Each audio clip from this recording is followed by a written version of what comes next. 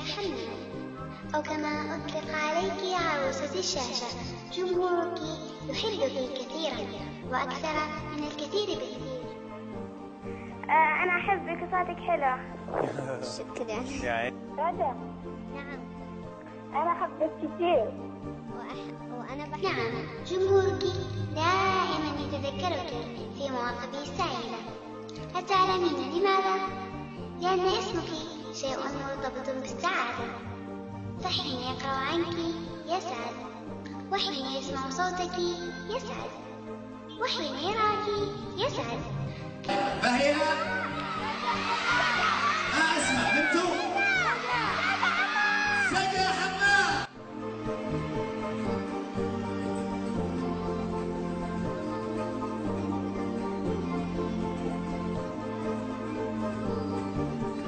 أي شيء يخصك يجلب لنا سعادة كبيرة. لا أبالغ إن قلت أصبحت شيئا لا أستطيع أن أتخلى عنه. أنت قطعة سكر بيضاء نقية، شكلها جميل، طعمها حلو.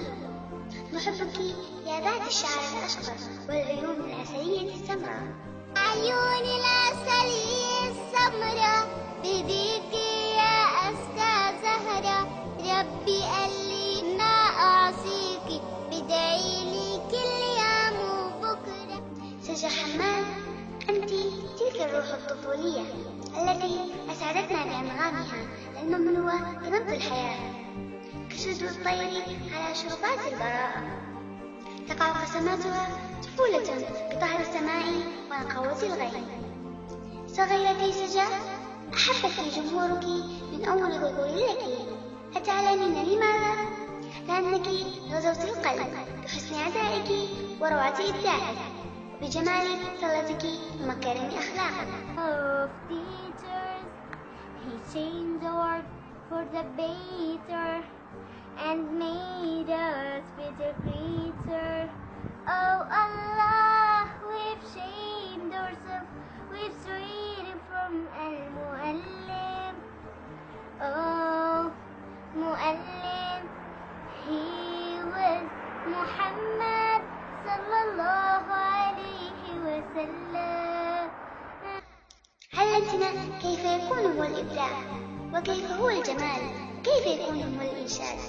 وعلمتنا أيضا أن الحب هو الدعاء، فأصبحت دعواتنا تصاحبك بكل مكان بكل زمان.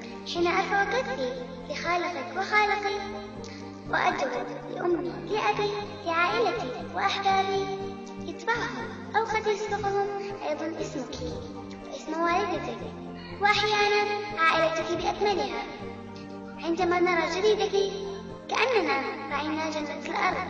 نعم، أنت جنة الأرض وهبة سماوية لا بد أن نشكر الله عليها.